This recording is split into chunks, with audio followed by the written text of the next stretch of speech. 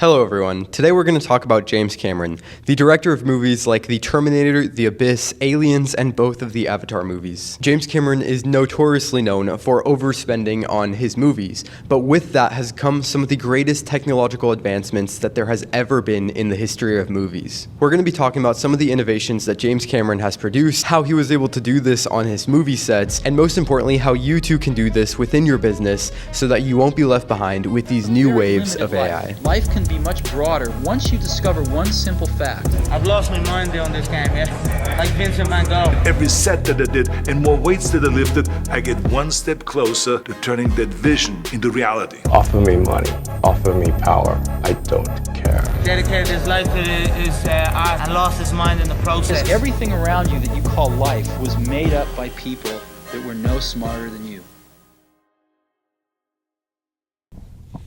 I'd like to start off with a quote from a book called The Futurist, which gives a broad overview of James Cameron. This book says, he's a truck driver who directed the highest grossing movie of all time before he turned 44 and then ditched Hollywood to spend a decade of his life exploring the deep ocean and the heights of science.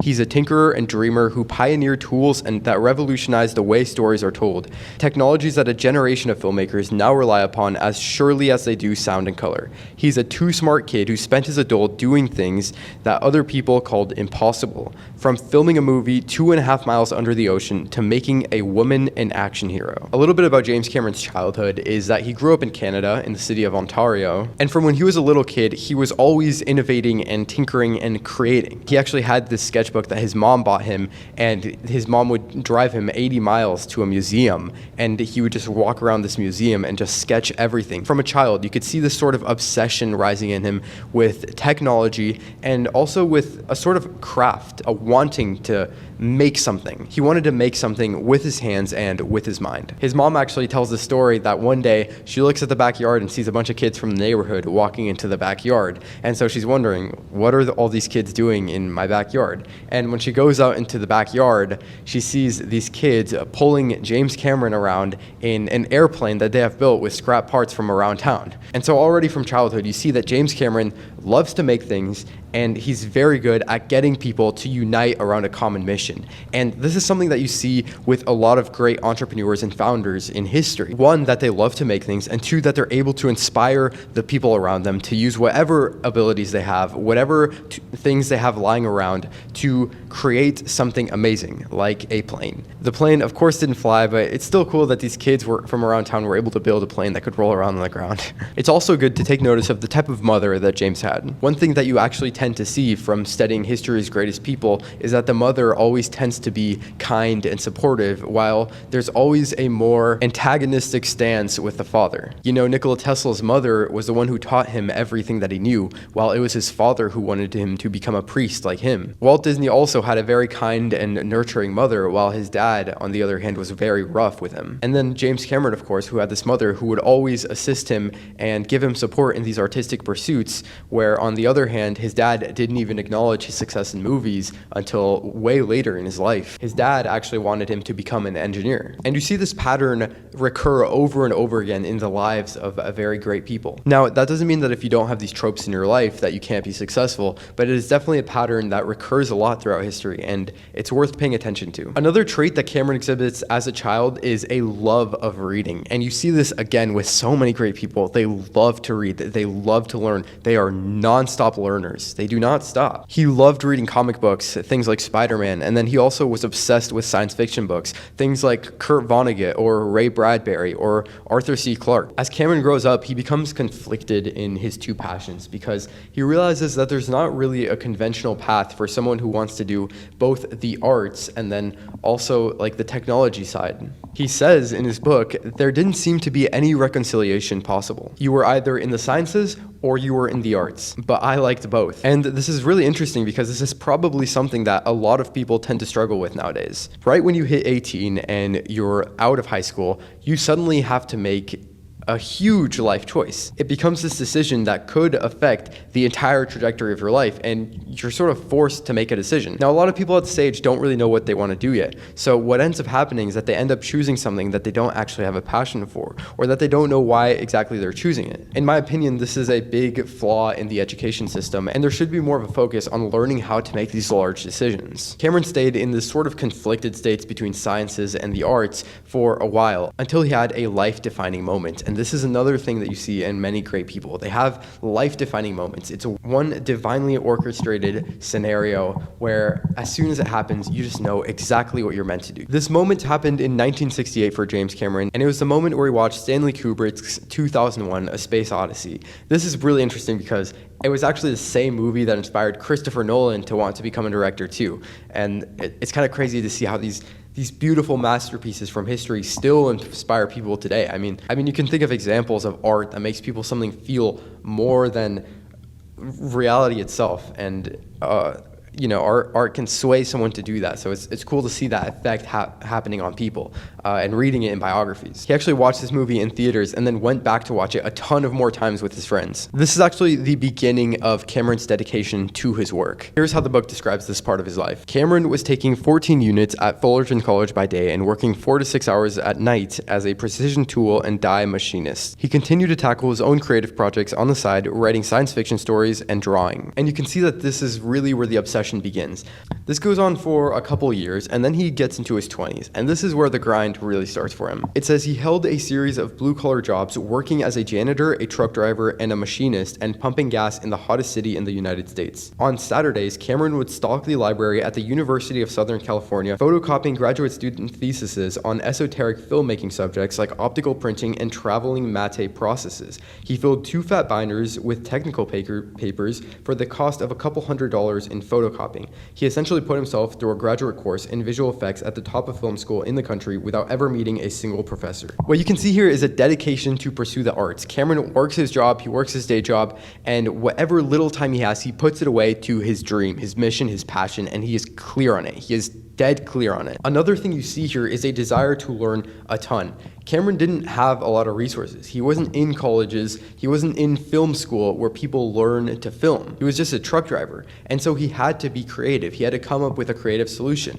People complain about how there is not enough opportunity in education when the internet exists. This story is one that proves that there is no excuse. There is no excuse. There is so much information out there for you to learn. There are so many ways to make money, and the only thing that is stopping you is you. Cameron literally took the college textbooks, made photocopies of them for a couple $100, and read all of them in his spare time. He shows that with a little creativity, you can do whatever you put your mind to, even if there's some stuff standing in the way. So this goes on for many, many years until the age of 27. And at 27, he's very broke. He doesn't have a lot of money, but he's still determined to make movies. This book says he was 27, broke and depressed. Cameron wanted to know if Ovidio Assanitis was right, and if maybe he should abandon his Hollywood aspirations. I felt I shouldn't go on with a directing career if I was deluding myself, and my shot design and my scene architecture didn't work, Cameron says. Not sure exactly how he would get home to California, Cameron bought a one-way ticket to Rome, where Assanitis was in post-production on the film. So he's 27, he hasn't really made it in the directing game. He's very talented on set, but there was just so much going on that he was having trouble breaking through in the director's sphere. And so it's here where the big turning point of his life comes. Terminator was supposed to have a relatively small budget. It was kind of a throwaway film that people weren't really gonna watch or pay attention to. And so James Cameron got the opportunity to direct the Terminator with a budget of $6.4 million. This underwater set was a feat of engineering, and it was pushed by James Cameron. He said that he needed it to make this movie. And it was a literal feat of engineering. I mean, you look at pictures of this thing and it's like, whoa, humans did this.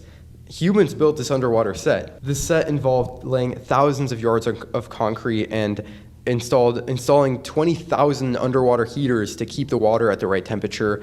It was just a crazy engineering feat, and they managed to do this and build this underwater set. But that wasn't even the hard part. The hard part was filming it underwater.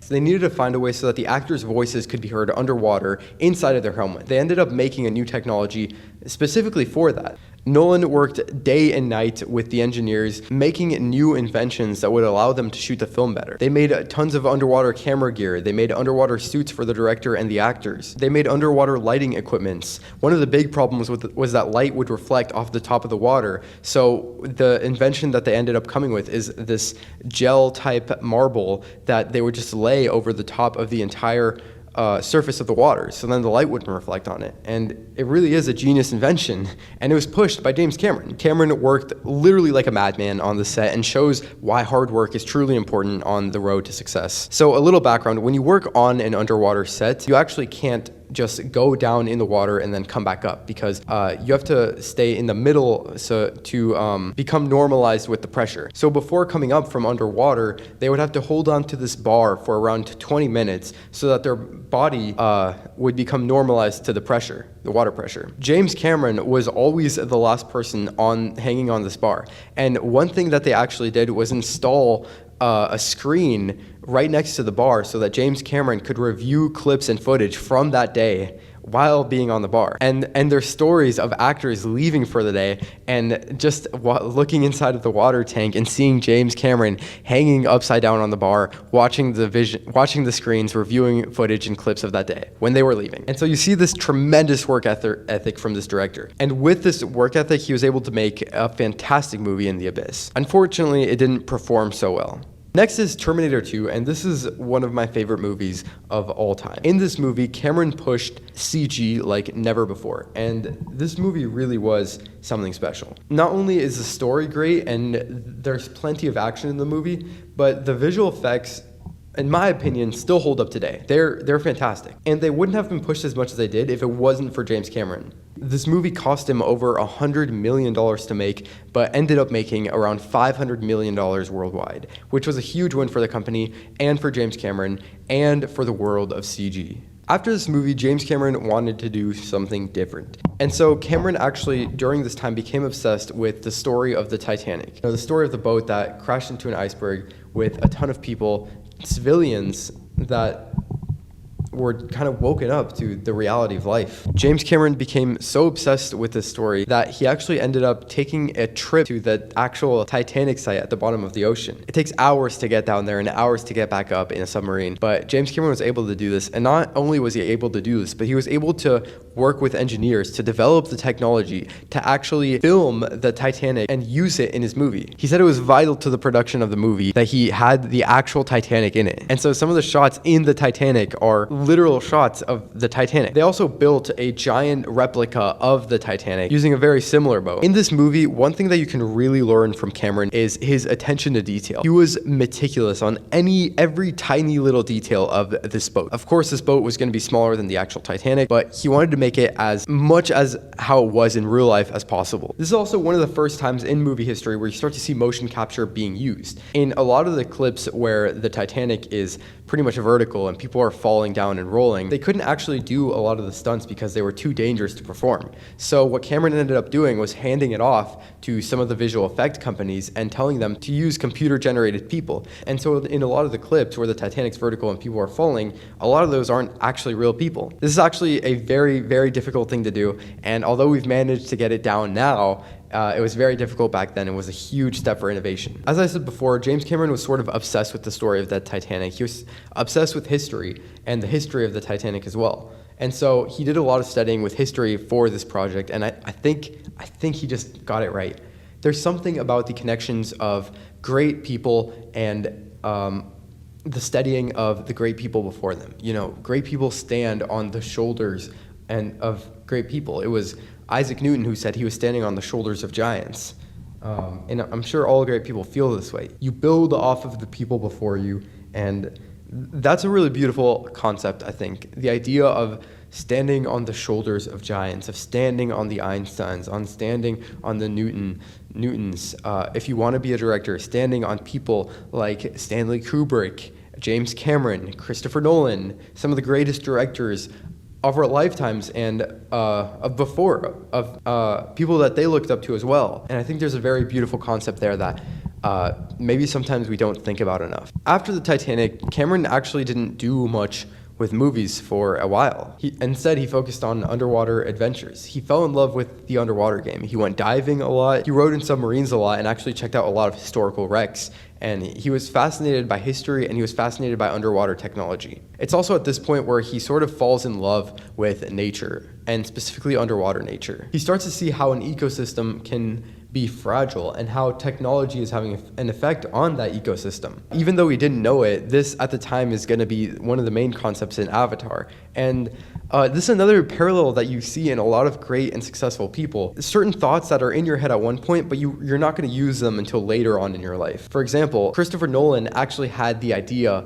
for Inception like 10 years before he made Inception. He was dreaming of dreams within dreams within dreams during his time at a prep school that he was at. And so you see the same thing happening with James Cameron. James is not doing anything with his movie. He's exploring the ocean, he's riding submarines, he's making documentaries about technology in the ocean. He's making documentaries about certain wrecks from history. And at the same time, he's developing this new idea about the relationship between technology and the Earth. And after a couple years of exploring and spending time with his family, of course, he decides to get back into the movie game and make Avatar. At this point, you sort of know that James Cameron is going to be innovative. Avatar had never been done before. It was at this point where Cameron really pushed the CG game to its limits. He worked with the visual effects companies to produce the Avatar characters. Avatar came directly from his mind, and so he had to work very closely with those companies. And he also really pushed them. He pushed them to the max of their limits. He made them work extremely hard. And you see the same James Cameron getting people together, getting these visual effect companies to compete with each other, but also work together to create something that the world had never been seen before. And that creation is Avatar. Avatar 1 was one of the biggest success in movies ever. This movie made billions of dollars, even though it cost a couple $100 million to make, and it was a very big win for James Cameron and the company, and again, for innovation as a whole. So you see this recurring pattern over and over again in James Cameron's life where he is obsessed with innovation. And the way he does this is by getting people together and pushing them to work to their absolute limits. Not only that, but he leads by example. Wherever he's at, he is the hardest worker, and he inspires the people around him to work as hard as him. People on his sets always talk about how much pressure there is. They always talk about how he's ruthless, how he can get into yelling matches with certain people. But at the end of the day, these are the people that are pushing technology in movies. They're pushing innovation in movies. Every time that James Cameron has made a movie, he's found a way to be at the edge, at the cutting edge of technologies. And I think a lot of businesses can really learn from this. Sometimes, even subconsciously, we try to limit innovation. We try to limit what can be done with technology because we feel that we're going to be left behind. But what we forget is that everyone feels that way. Changing your ways is hard, it's painful, but it's that pain that leads to growth. It's embracing technology, embracing AI, embracing innovation. It's that painful adaptation curve that will lead to growth. And this is something that I think James Cameron understands and has understood for his entire life. He understands that it is painful to grow, but it's something that must be done. Innovation must happen.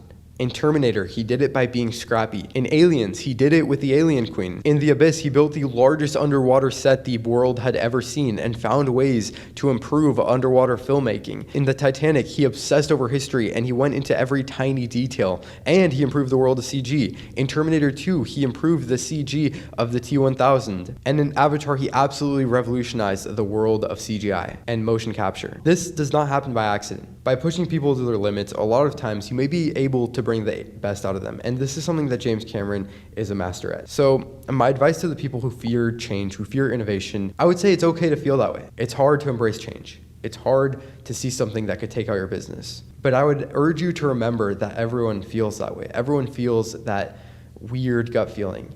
And it is the people that move past that to take action, to keep pushing people, to keep pushing innovation. It is those people that will succeed in this new world. And it is those people who will be the new innovators of the future. I hope you enjoyed this podcast format. I actually didn't finish the script, so a lot of this was just off the top of my head. I'm very excited to do more of these. Let me know if you like it. There's so much to learn from these great people in history. There's so much to talk about. I just absolutely love it. And, you know, it's going to keep getting better. It's going to keep getting better. Media Studios is growing, and we're going places. This is only the beginning. I can't help but think of that story of James Cameron living in a hotel room, and every day for food, he would steal an egg roll from every plate in that hallway because they would leave food outside of the hotel room. So he would steal one egg roll from every plate, and that would be his food for the day because he didn't have any money. You know, I wonder what James thinks when he looks back at that. You know, someday I'm gonna look back at these moments and be like, that was my James Cameron moment. So that's a very motivating thought for me. Anyway, thank you guys for listening. I hope you learned something. Let me know what other people you want me to read about. Yeah, anyway. That's a very See ya. limited life. Life can be much broader once you discover one simple fact. I've lost my mind on this game, yeah? Like Vincent Van Gogh. Every set that I did and more weights that I lifted, I get one step closer to turning that vision into reality. Offer me money, offer me power. I don't care. Dedicated his life to his art and lost his mind in the process. Because everything around you that you call life was made up by people that were no smarter than you.